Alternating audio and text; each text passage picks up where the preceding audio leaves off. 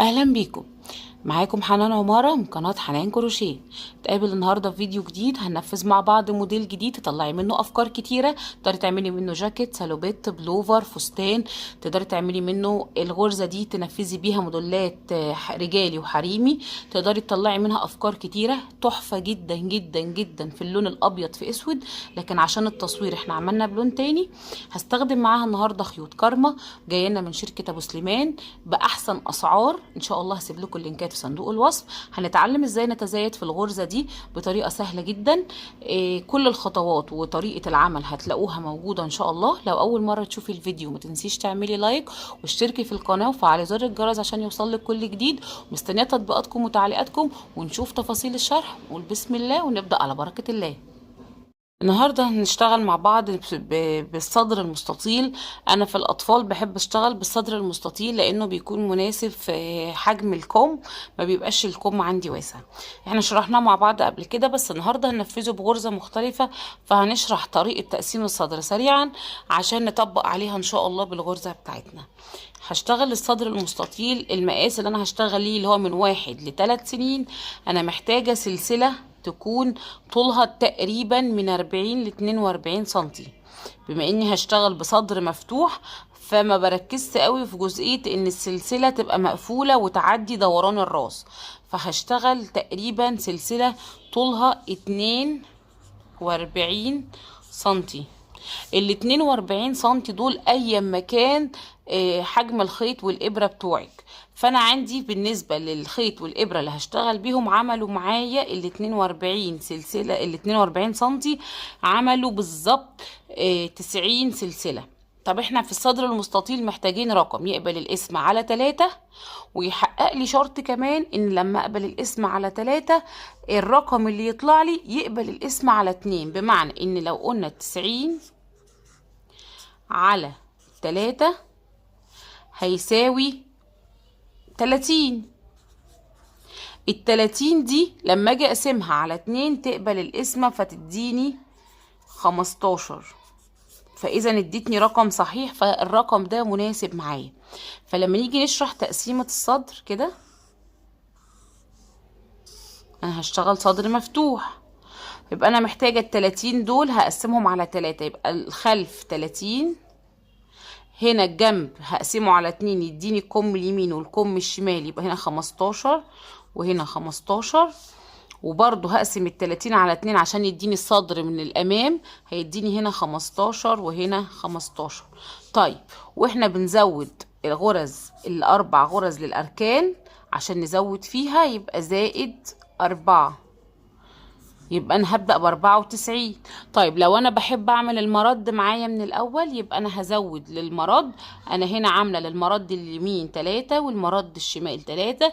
هيبقى تقسيمة الصدر بتاعتي كده، دي اللي انا هشتغل عليها. هيبقى هنا هزود 3 للمرد ده و3 للمرد ده، هيبقى عندي 18 للجنب اليمين هنا و18 هنا، وهنا 15 وهنا 30 وهنا 15 والاربع غرز التزايد. يبقى انا هبدأ في التوتال كله ب100 سلسلة. ال100 سلسلة دول بمقاس ابرة رقم 3 وخيط يميل، يعني متوسط يميل ان هو يكون رفيع.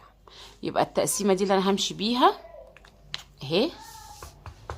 فانا جهزت ال100 غرزة، ال100 سلسلة عندي. انا هنا هشتغل بخيوط كارما.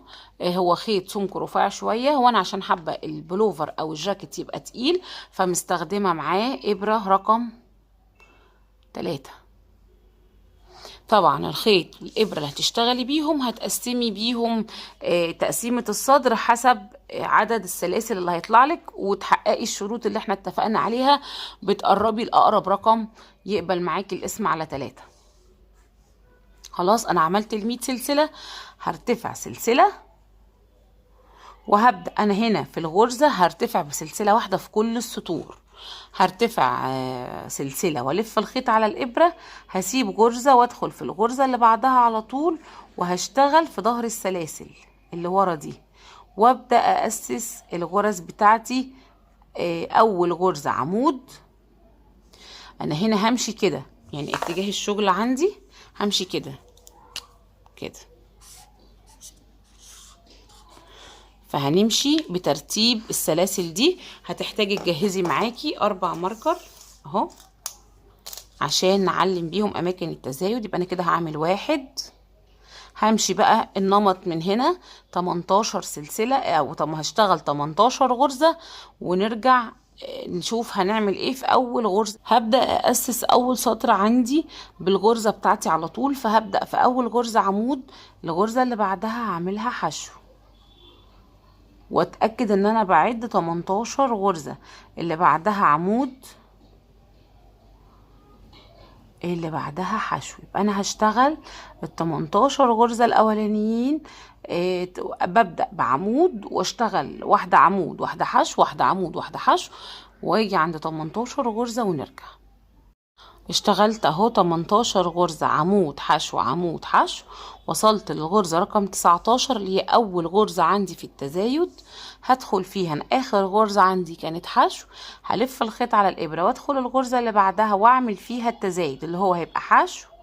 طبعا حسب ترتيب الغرز، انا كان عندي حشو يبقى انا هبدأ عمود، تاني غرزة حشو، تالت غرزة عمود. بس هنتأكد ان انا احط الماركر في الغرزة اللي في النص اللي هي تاني غرزة. يبقى انا في الغرزة عملت 3 غرز، بدخل في الغرزة اللي في النص واحط الماركر بتاعي وارجع اكمل بقى. انا هنا عايزة كام؟ 15 للكم.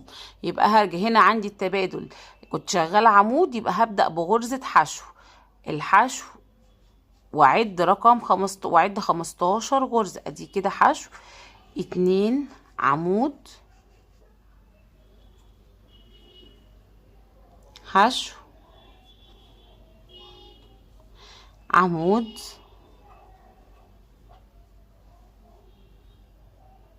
اللي بعدها همشي بقى بالتبادل حشو. وبرضو زي ما انا بشتغل في السلاسل اللي ورا اهي. خلصت اهو ال15 غرزة، هاجي في الغرزة اللي بعدها واعمل التزايد. هنا كانت اخر غرزة عندي حشو، فهدخل في الغرزة اللي بعدها واعمل عمود، في نفس الغرزة حشو، في نفس الغرزة عمود، واحط الماركر في الغرزة اللي في النص عشان دي هتبقى غرزة التزايد عندي اهو. عشان اهي هيبدأ اهي التضليعة بتاعت الصدر هتبدأ تبان. هكمل بنفس النمط. هنا هيقابلني 30 سلسلة، هشتغل ال 30 سلسلة. هيقابلني غرزة التزايد هعمل فيها برضو تزايد، وزي ما اتفقنا التزايد بيمشي بناء على ترتيب الغرز. يعني لو انا الغرزة اللي قبل التزايد كانت حشو، يبقى هدخل في غرزة التزايد اعمل عمود حشو عمود. هكمل بنفس النمط لاخر الدور ونرجع. خلاص اهو انا خلصت زي ما مشيت بالظبط. 18 تزايد، 15 تزايد، 30 تزايد، 15 تزايد، وهيقابلني 18. هاجي في اخر غرزة، بما ان انا بادئه بغرزة عمود هختم بغرزة حشو. اخر غرزة عندي في الدور هتكون غرزة حشو. انا هنا هعتبر نفسي بتزايد بغرزة الحشو. زي ما اتفقنا في غرزة الحشو بنعمل سطر تزايد وسطر ثبات. فانا هنا اشتغلت التزايد، يبقى انا هرتفع سلسلة زي ما اتفقنا، هرتفع سلسلة واحدة في كل الادوار. السطر اللي جاي ده هيبقى ثبات. يبقى الغرزة اللي لما باجي ابدأ من عند الفتلة هنا، يبقى انا بشتغل سطر ثبات. علميها كده، او حطي لون ماركر هنا يكون مميز. لما يظهر قصادك الماركر ده في الاول يبقى انا بمشي سطر ثبات. هاجي هنا بما اني ختمت بغرزة حشو، يبقى هرتفع الغرزة الواحدة والف الخيط على الابرة وادخل اشتغل غرزة عمود بلفة، وابدأ اعكس فوق الحشو هعمل عمود، فوق العمود هعمل حشو. وبما ان السطر ده تزايد ثبات، فمش هعمل فيه اي تزايد او حاجة. همشي فوق كل غرزة غرزة، واهم حاجة احافظ على الماركر في مكانه. يعني هشيله الماركر واحط غرزة الثبات عندي، وارجع اشتغل عادي جدا واحافظ على الغرزة دي، لان انا هاجي في السطر اللي بعده وهي دي اللي انا هدخل واعمل فيها التزايد. الغرزة بتاعتنا مش هتبدأ تبان الا بعد كام سطر، ولما نبدأ ندخل اللون التاني. فانا هدخل اهو هشتغل فوق كل غرزة غرزة، واحدة حشو وواحدة عمود، وهاجي هنبدأ مع بعض. بس اول غرزة نشوف اهو، هاجي اهي، هاجي اشيل الماركر واعمل فوقيه غرزة حشو لان هو كان عمود، وارجع الماركر تاني.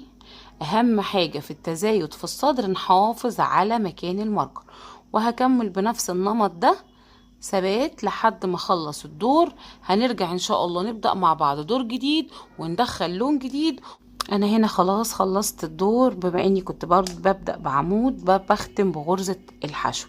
فاخر غرزة عندي هدخل واعمل غرزة الحشو، لكن هبدأ ادخل اللون بتاعي اللي هو اللون التاني. فهجيب الخيط اهو وابدأ اسحب الخيط، هبدأ ارتفع سلسلة، هلف الشغل. بما اني هنا كنت مخلصه اللي هو الدور عندي بغرزه عمود او غرزه حشو حسب ما انت هتبدأي، هلف الخيط وهبدأ اعكس. انا برتفع بسلسله واحده زي ما اتفقنا، سواء هبدأ بعمود او بحشو. هدخل في اول غرزه وابدأ اعمل غرزه عمود اهي، الغرزه اللي بعدها هعكس حشو، كمل. هشتغل بقى العكس، يعني انا بشتغل هنا فوق الحشو عمود وفوق العمود حشو. يبقى هنا كانت عندي حشو، هاجي اشتغل فوقيها غرزة عمود، اللي بعدها حشو. هكمل بنفس الطريقة دي لحد ما اوصل لغرزة التزايد، ونيجي نشوف هنتزايد مع بعض ازاي. وصلت الاول غرزة تزايد عندي. هنلاحظ حاجة، ان انا بعمل تزايد، مش احنا بناخد السطر اللون بناخده سطرين رايح جاي عشان نبدأ نبدل اللون. السطر اللي احنا رايحين فيه اللي بنعمل فيه تزايد اللي هو بداية اللون، لما بنرجع بنفس اللون اللي هو التكرار ده بيبقى ثبات. بدأت بلون جديد يبقى انا هعمل تزايد.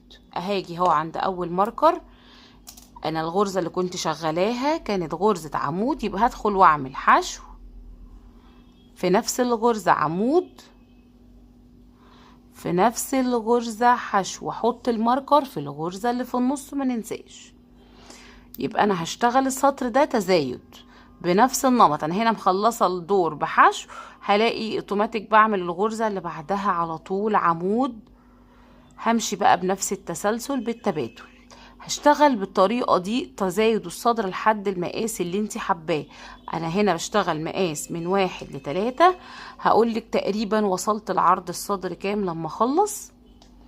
هنبدأ بقى، انت هتشتغلي بالصدر مفتوح، هنعمل زراير هتعملي حسابها بالبداية، يعني من اول السطر الجاي او من بداية اللون الرصاصي الجاي هنشتغل بقى ده تكرار نفس طريقة التزايد. وهرجع الدور بنفس اللون، وهاجي عند مكان تبديل اللون وارجع ابدل اللون بنفس النمط وبنفس الغرزة. هتمشي سطور عكس بعضها بنعكس في الغرزة. هيبدأ الصدر يظهر معانا دلوقتي زي ما اتفقنا. انا اشتغلت سطور التزايد اللي هو سطر تزايد وسطر ثبات. وصلت للمنطقة عرض الصدر بتاعي زي ما انا عايزة.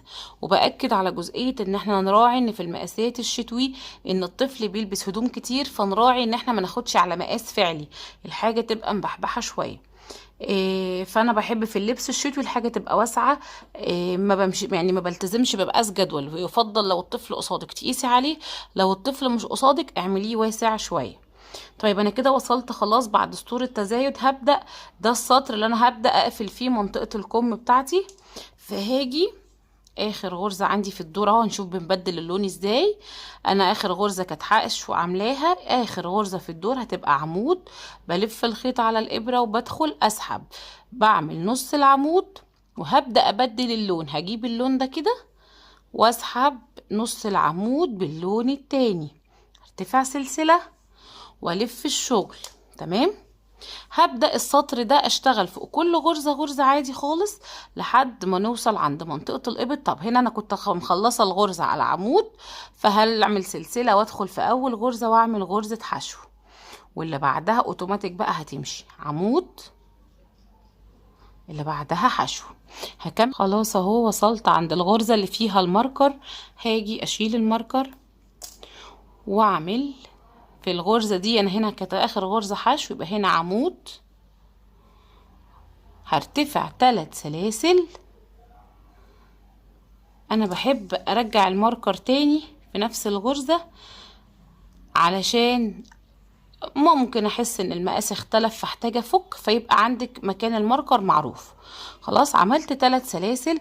تقدري هنا بقى تعملي اي توسيعة في الكم لو انت حابة او حاسة ان منطقة الصدر لسه محتاجة توسيع او الكم محتاج توسيع، بتزودي عدد السلاسل. انا هنا هعمل 3 وهتجاهل كل السلاسل دي اهي، واجي عند الحتة دي اللي هي اللي فيها الماركر، وهاجي هشيل الماركر هنا. هنا الغرزة بتاعت الماركر كان فيها غرزة عمود، وانا هنا كنت عاملة عمود، يبقى انا هدخل هنا واعمل غرزة حشو، وبرضو هرجع الماركر. ما احنا بنعكس الغرز، فالغرزة اللي فوقيها عمود بشتغل فوقيها حشو، فانا هنا هيقابلني بقى غرزة الحشو، هدخل واعمل فيها عمود. واهم جزئية ان انا احافظ على اتجاه الشغل وش وظهر. هيقابلني اللي بعدها عمود، هدخل واعمل فيها حشو، وهكمل بنفس النمط بتاعي لحد ما اوصل للماركر. وصلت اهو لمنطقة الكم التانية، هنقفلها برضو مع بعض عشان نشوف الطريقة. فهاجي عند الماركر هشيله. هنا الغرزة انا اشتغلتها قبل الماركر غرزة عمود، يبقى هدخل في الماركر اعمل حشو وارتفع 3 سلاسل. هرجع الماركر، هنتجاهل كل الغرز دي، وهاجي هنا اهي هشيل غرزة الماركر برضو وهدخل فيها. شوف بقى، هي الغرزة كانت معمول فيها حشو، يبقى انا هعمل فيها عمود اهي، نفس ترتيب الغرز، وارجع الماركر بتاعي اهو، وهرجع بقى اكمل بنفس النمط بتاعي. هنا كان عمود، يبقى اللي بعديها حشو، عمود، حشو، عمود، وهكمل بنفس النمط ده اشتغلت اهو لحد ما وصلت عند ال3 سلاسل اللي انا كنت عاملاهم. هبدأ اشتغل بنفس الترتيب بتاعي. انا هنا عندي اخر غرزة عمود، هدخل الغرزة واعمل حشو، اللي بعدها هدخل واعمل فيها عمود، اللي بعدها غرزة حشو. هيقابلني الغرزة الاولانية هنا اهي، هدخل واعمل فيها عمود، وهمشي بقية الدور. هيقابلني العمود هعمل فوقيه حشو، وهكذا. خلاص بقى بنفس الطريقة هبدأ اشتغل بنفس الترتيب، واحدة حشو واحدة عمود. هنبدأ نبني جسم الجاكيت او البلوفر بتاعي كده اهو. انا خلاص خلصت التزايد عندي، هبدأ امشي في سطور ثبات. طيب انا بما اني عندي واصلة للمقاس المظبوط مش هحتاج اعمل اي تزايدات تانية، فهشتغل البلوفر بسطور ثبات من غير اي تزايد. لو انتي حابة تعملي تزايد تحت، او لو انتي مثلا هتعملي ده ستايل او يعني نظام بناتي ومحتاجاه ينزل على واسع، تبدأي تعملي فيه تزايدات عشان ينزل معاكي على واسع.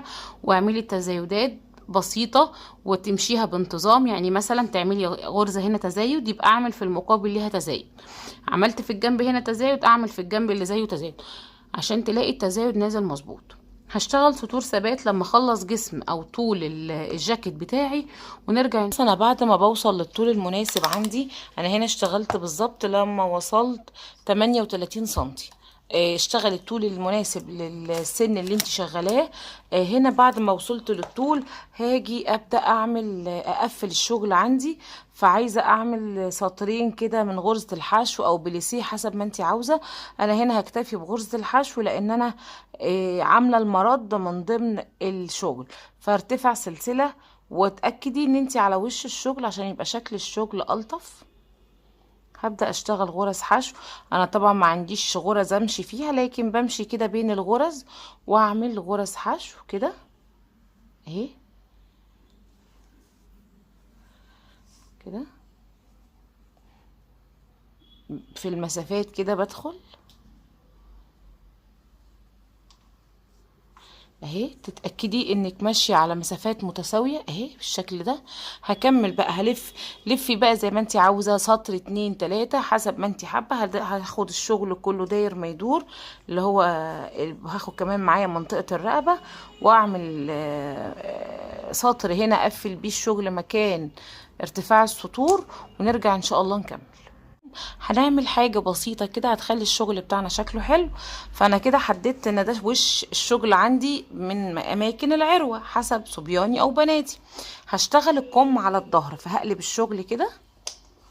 واهم حاجة اما اجي اشتغل الكم اتأكد من اتجاه الشغل واللون اللي هبدأ بيه. انا هنا كنت مخلصة باللون المستردة، فهبدأ باللون الرصاصي. طيب عشان ابدأ، انا كنت هنا في النص عاملة 3 غرز اللي انا كنت عاملاهم عشان وانا بقفل منطقة الابط.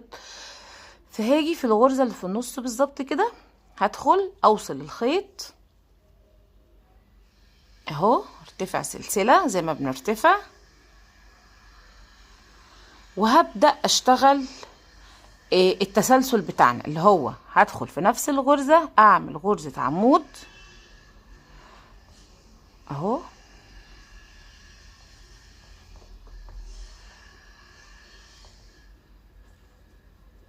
اللي بعدها همشي بقى بالتسلسل بتاعي، اللي بعدها تبقى حشو كده، اللي بعدها عمود.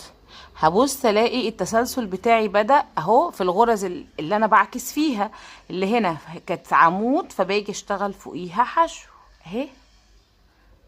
واهم حاجة وانا بشتغل الكم، اللي بعمله في الكم اليمين بعمله في الكم الشمال. يعني لو انا بدأت الكم هنا مثلا ب65 غرزة، ابدأ الكم التاني بنفس العدد. فهنا هاجي اهو فوق الغرزة اعمل عمود، اللي بعدها حشو، اللي بعدها عمود، وهشتغل بنفس النمط بعكس زي ما كنا بنشتغل عادي خالص. هكمل السطر ونرجع نشوف بنقفل الدور ازاي. وصلت لاخر غرزة هي عندي هشتغلها غرزة حشو. يبقى انا كده ظبطت الكم عندي، بدأت بعمود ونهيت بحشو زي ما بشتغل. هدخل في اول غرزة عمود واقفل بغرزة منزلقة وارتفع سلسلة والف الشغل. هشتغل برضو سطرين، فهرتفع الف الخيط على الابره، وهدخل في اول غرزه عندي هنا واعمل غرزه عمود، اللي بعدها حشو زي ما اتفقنا. ببدا بعمود واختم بحشو. هخلص السطر بنفس الطريقه. وصلت اهو لاخر غرزه عندي في الدور، هدخل واعمل فيها غرزه حشو. هاجي اقفل الدور بمنزلقه. للمنزلقه انا خلاص اهو خلصت الغرزه. هعدي الخيط كده اهو، واجي اسحب اللون التاني اقفل بيه المنزلقة عشان تبقى قفلة الدور معانا حلوة. وهوريكي شكل قفلة الدور، مش هتصدقي انه مقفول بمنزلقة وان احنا مرتفعين بسطور. هرتفع سلسلة زي ما بنتعود والف الشغل. هبدأ اكمل بنفس النمط. ارتفعت سلسلة، هدخل اهي في الغرزة دي اللي هي بعمل فيها عمود، اللي هي بتبقى اخر غرزة حشو عندي اهي. والغرزة اللي بعدها همشي بقى حشو، واللي بعدها عمود. هقفل بنفس الطريقة، بشتغل سطرين من كل لون لنهاية السطور خالص لما ترتفعي بطول الكم. وهنرجع عشان هوريكي ازاي بنعمل الجزئية دي اللي هي بنلم الكم شوية ونعمل منطقة الاسورة مع بعض. خلاص انا وصلت لاخر غرزة عندي في الدور اهي، وطبعا بنعملها غرزة حشو اهي. هخلص غرزة الحشو واجي اقفل الغرزة بمنزلقة زي ما اتعودنا. بجيب الخيط ده كده واروح قافلة بده اللي انا هشتغل بيه اهو. طيب هطول الخيط شويه. دلوقتي احنا متفقين ان احنا شغالين على ظهر البلوفر، يعني القفله دي كده ده ظهر البلوفر. هبدا دلوقتي اعدل الكم بتاعي، لان الخطوه اللي انا جايه دي هشتغلها على وش البلوفر، فطبعا هحتاج ان انا اعدي الشلات بتوعي كده، فهاخدهم معايا كده اهو. كده انا عدلت الشغل. بصي بقى شكل قفله الدور، مفيش قفله اصلا، الشغل كله حته واحده اهي. فدي احلى طريقه ممكن تقفلي بيها في شغلك الغرز ده، فمش هتحسي بالقفله السطر خالص. خلاص انا عدلت الشغل، انا كده بقيت على وش البلوفر عندي. فهاجي خلاص انا ارتفعت، قفلت بمنزلقه اهو. هرتفع سلسله 2. هبدأ أسس عندي سطر البليسيه، فبعمل سطر بغرزة العمود. بس أنا عندي البلوفر الكم يعني الكم عندي واسع، فعشان أبدأ منطقة البليسيه اللي تحت هعمل سطر تناقص. فهاجي هرتفع سلسلتين، هاجي في أول غرزة أنا بشتغلها عمود، هدخل وأعمل عمود ومش هكمله، هلف الخيط على الإبرة وهدخل في الغرزة اللي بعدها وأعمل عمود واسحب نصه، بعدين اخد التناقص. يعني انا عملت تناقص في اول غرزتين ضمتهم في غرزة واحدة اهي كده. هدخل الغرزة اللي بعدها اشتغل 1 عمود كامل، اللي بعدها 2، اللي بعدها 3، اللي بعدها 4،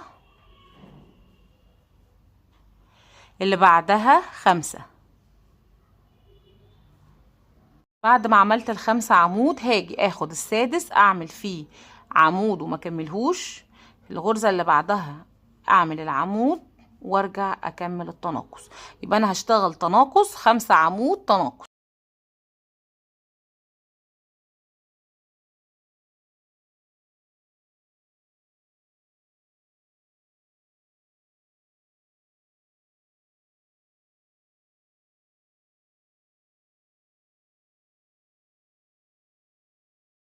خلاص انا وصلت لنهاية الدور. انا كنت الكم عندي كان عدد الغرز فيه 56 غرزة، لما عملت التناقص وصل عندي ل57 ل47 غرزة، وانا تعمدت اخليهم رقم فردي عشان اظبط فيه البليسيه.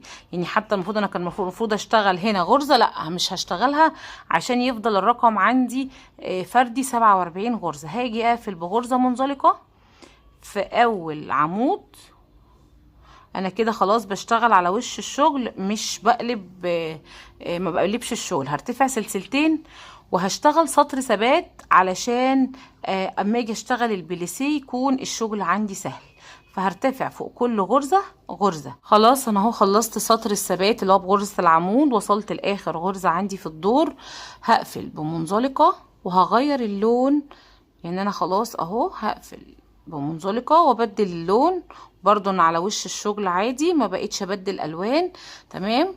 هبدأ انا خلاص مش محتاجة اللون المستردة، لان انا خلاص هعمل الاسورة باللون الرصاصي بس، فخلاص هشيل المستردة وهاخد عشان اربط الخيط كده، يعني مش هشتغل بيه تاني. طبعا ده حسب ذوقك انتي، لو حابة تلوني. خلاص انا اهو دخلت بالرصاصي، هرتفع سلسلتين وابدا اعمل غرزة البليسيه بتاعتي اللي هي عبارة عن عمود او بريد امامي، واللي بعدها بريد خلفي اهي، بريد امامي بريد خلفي. هشتغل بنفس النظام ده سطور الاسوره بتاعتي. خلاص ده شكل الكم عندي اهو. بعد ما خلصته انا ما عملتش فيه اي تناقص، انا اشتغلت على عدد الغرز الموجود عندي. التناقص وحيد اللي عملناه لما عملنا الجزء اللي تحت ده ولمينا عشان نعمل منطقة الاسورة.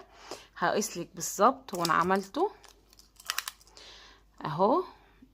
يعني كده طول الكم من اول ما بدأت، من لما قفلت منطقة الابط 20 سنتي تقريبا، كله على بعضه من فوق من عند الكتف بالظبط 36 سنتي. طبعا حسب المقاس اللي بتشتغليه بيفرق. ده خلاص شكل الغرز عندي لما اشتغلت سطر الحشو اللي انا قفلت بيه الغرز من الجنب ده والجنب ده. طبعا عشان انا عامله المرد من ضمن الغرز فمش هعرضه قوي، لكن لو انتي مش عامله المرد من ضمن الغرز البدايه هتعرضيه حسب ما انتي عايزه عشان تعملي الجزء بتاع المرد والزراير. فده شكله النهائي. في الجزء ده هنبدأ نعمل مع بعض ازاي نعمل الياقة. والياقة دي تقدري تعمليها بأفكار كتيرة، تقدري تعمليها بليسيه، تقدري تعمليها اللي هي الياقة اللي بتتقلب. ده بيرجع لذوقك. هاجي في أول غرزة عندي في الدور هرتفع سلسلتين، وانا هنا هجرب اعملها بغرزة البليسيه، فهحتاج ان انا اعمل سطر عمدان هأسس لغرزة البليسيه عندي. فارتفعت سطر وفي نفس الغرزة ارتفعت غرزتين، وفي نفس الغرزة بدخل واعمل عمود. الغرزة اللي بعدها همشي فوق كل غرزة غرزة عمود بدون اي تزايد او تناقص عشان أأسس الياقة بتاعتي. فهدخل كده اهو هشتغل سطر عمود فوق كل غرزة ونرجع نشوف هنكمل ازاي. بعد ما اشتغلت سطر العمدان اهو هاجي ابدأ اشتغل الجزء بتاع البليسيه. فهاجي اخد اخر غرزة عندي في السطر اهي عمود، وهبدأ ارتفع سلسلتين، وهاجي في اول غرزة عندي اللي هو اول عمود وادخل واعمل فيه بريد امامي. الغرزة اللي بعدها هعمل بريد عادي بريد خلفي. الغرزة اللي بعدها بريد امامي. الغرزة اللي بعدها بريد عادي. هنفضل نعمل نفس الطريقة دي في كل السطر، وبنشتغل بقى ارتفاع الكمر او ارتفاع الياقة اللي انت عاوزاها، سواء عايزاها بتنتنه او عايزاها مفرودة، عايزاها صغيرة يا دوبك بس كده على قد الرقبة. كل ده بيرجع لذوقك وحسب ما انت حابة تشطبي الشكل النهائي. تقدري تعمليها بغرزة البلوفر، تقدري تعمليها بأي غرزة تحبيها. انا هنا حبيت، لو لاحظنا ان انا حبيت اخلص كل البلوفر او الجاكيت باللون الرصاصي عشان اكسر التضليعه اللي كانت فيه طول الشغل بتاعي. هخلص طبعا ارتفاع السطور زي ما انا حابه ارتفاعها. هبدا انضف الخيوط عندي واشيل كل الخيوط دي بابره التنظيف، ونشوف شكله النهائي ان شاء الله. خلصنا اهو حبايبي. ده شكل البلوفر بعد ما خلص بكل تفاصيله. شكل الاسوره بتاعتنا اهي وشكل البلوفر. انا ركبت الزراير، طبعا الزراير دي بترجع لذوقك، ركبي الموديل اللي تحبيه. البلوفر ما شاء الله شكله تحفه. لو جربتيه كمان في اللون الابيض واسود هيبقى جميل جدا. تقدري تطلعي افكار كتيره، تقدري تعملي بيه سالوبيت، بلوفر، جاكيت، فستان. الغرزه دي تمشي حريمي ورجالي. تقدري تطلعي منها افكار كتيره تشتغلي بيها كل مشاريع الكروشيه، تعملي منها كل حاجة. وبتشتغليها تقدري تشتغليها سادة وتقدري تشتغليها ألوان يعني أكتر من لون ملونة. فإن شاء الله أتمنى يكون الفيديو عجبكم، ومستنية تطبيقاتكم وتعليقاتكم. ما تنسوش تعملي لايك للفيديو وتشتركي في القناة وفعلي زر الجرس عشان يوصلك كل جديد. نتقابل في فيديوهات جديدة وأفكار جديدة. أستودعكم الله، أسيبكم في رعاية الله، والسلام عليكم ورحمة الله وبركاته.